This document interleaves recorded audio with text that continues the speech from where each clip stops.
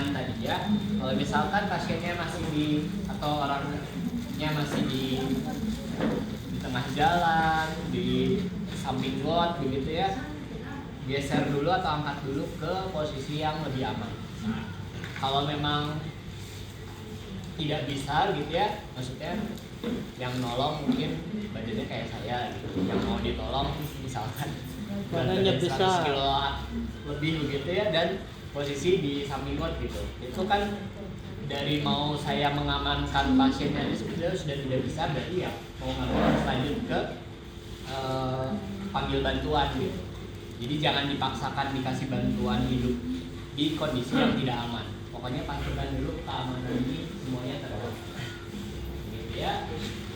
Setelah memastikan 3 aman, aman diri, aman pasien, aman lingkungan, baru berikutnya cek respon. Cek responnya tadi ya, yang standar dan paling aman sih tetap sambil dipanggil keras. Pak. Ya. Jangan pelan-pelan. Kalau pelan-pelan, apa namanya? Kalau tidur dalam pun bisa aja nggak bangun, ya. Tapi sebetulnya nggak jadi masalah juga, karena nanti begitu kita lakukan kompresi dada, berarti jadinya dia bangun. Jadi nggak masalah, yang penting cek respon. Begitu tidak ada respon, langsung panggil bantuan. Panggil bantuannya pokoknya jangan lupa. Kalau misalkan dia ternyata ada responnya, berarti boleh diposisikan seperti semula, tapi yang penting dipantau, atau kita posisikan ke posisi mantap, posisi pemulihan langsung. Tapi kalau misalkan tidak ada respon, langsung panggil bantuan. Ya, panggil bantuan. Kalau di lingkungan yang sekitar sini berarti langsung teriak aja. Kalau yang sekitar ada orang ya, tolong, ada orang tidak sadarkan diri.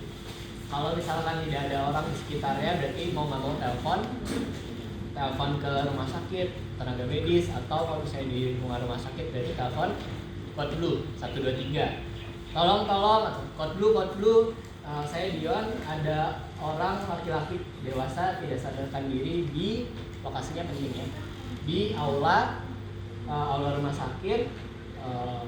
Tolong kirimkan bantuan. Sambil menunggu saya akan melakukan bantuan hidup dasar gitu ya. Lokasinya penting ya, nama dan lokasi penting, supaya yang nanti tim bantuannya itu tahu mau kemana dan mencari siapa.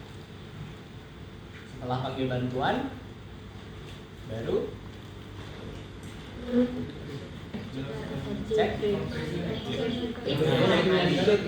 ya. Kalau misalnya karena kita latihan ya, jadi cek nadi di karaoke ini tidak lebih dari 10 detik. Jadi setelah nggak ada nadi, atau kalau misalnya tadi kita ragu mau langsung kompresi dada juga nggak masalah. Kompresi dada tadi ya, mau tangan kiri mau tangan kanan di atas nggak masalah, mana yang lebih nyamannya aja atau seingatnya aja nggak masalah. Kalau ada yang pakai jam tangan, biasanya lebih nyaman kalau yang pakai jam tangannya di atas, karena nggak keganjel ya. Terus posisinya tulang dada ya, cari aja tulang dadanya di tengah pasien. Nah kalau ini kan laki-laki ya, jadi di antara kuping dada, lakukan pemijatannya di situ.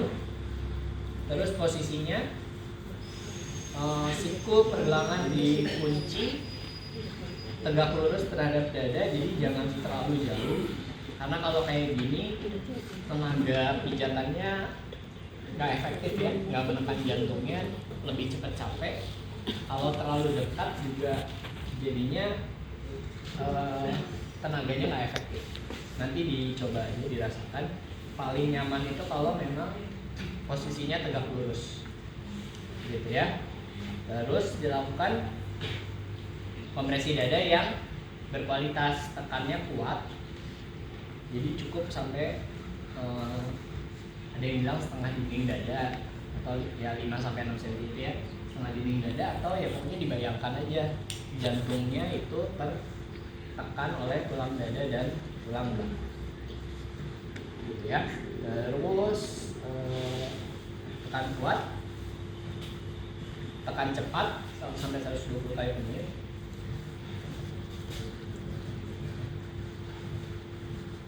Terus harus tiap kali penekanan harus di apa namanya? Jangan lumpuh.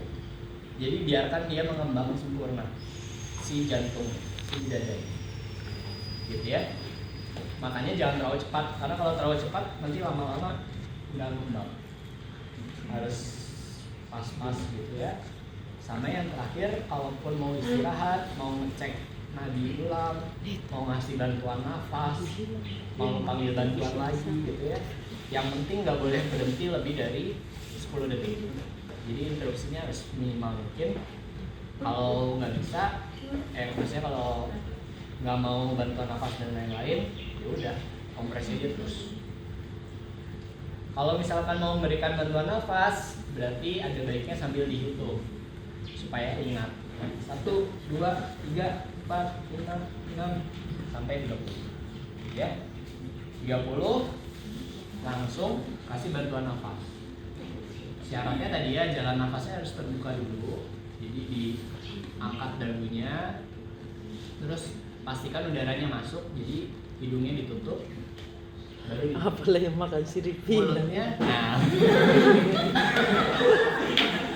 Kalau ada yang bilang, kalau yang terlatih sih sebetulnya itu tadi boleh dibersihkan dulu mulutnya. Cuma makanya kalau kita di sini sebagai awam kan kadang ragu ya. Jadi kalau ragu ya udah kompresi aja terus. Tapi kalau mau dikasih tiup, lihat pergerakan dadanya kurang lebih selama 1 detik. Jadi tiup 1, kasih jauh dulu ya, maksudnya kasih dia kesempatan buat udaranya keluar dulu, baru tiup lagi. 2 kali, jangan, maksudnya setelah 2 kali nafas langsung kompresi lagi. Jadi nggak boleh banyak mikir sebetulnya kalau misalnya lagi DHD, langsung. Terus dilakukan selama 5 siklus ya, 5 siklus. Jadi 1, 2, 3, 30. Tiup itu 1 ya. 3, 4, 5, 6, 7, 8, 9, 20. Tiup itu baru. Jadi dilakukan sampai 5 kali. Baru setelah itu evaluasi. Jadi kalau misalnya tadi ngecek nadi, berarti evaluasi lagi nadinya ada atau enggak. Kalau misalkan nadinya sudah ada, tapi kelihatannya kok nafasnya masih nggak enak, itu boleh dilakukan bantuan nafas saja. Jadi dulu kayak orang nafas biasa aja gitu. Cuma karena ya itu tadi kita bicaranya kalau kita ragu memberikan bantuan nafas, kalau sudah ada nadi ya sudah, berarti posisi pemulihan nggak masalah. Ya. Nah, posisi pemulihan Melgi.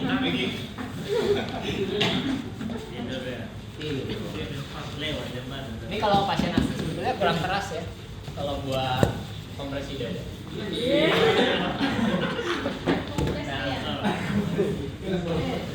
Kalau dari kiri dari kanan itu bebas sebetulnya kalau sekarang. Kalau dulu mungkin diajarinya dari penolong dari kanan pasien ya. Cuma kalau sekarang sebetulnya bebas, dari mana aja boleh, dari samping. Jadi pokoknya tangan yang dekat dari kita ditekuk ke atas. Pasiennya enak. Tekuk ke atas kayak melambaikan tangan. Tangan yang jauh ditekuk gini. Jadi punggung tangannya itu menopang dagu gitu ya, tapi tekuk aja dulu gini nggak apa-apa. Lu masih. Kalau tidak sadar kan biasanya jatuh. Lemas ya? Lemas ya? Sini. Terus ditarik.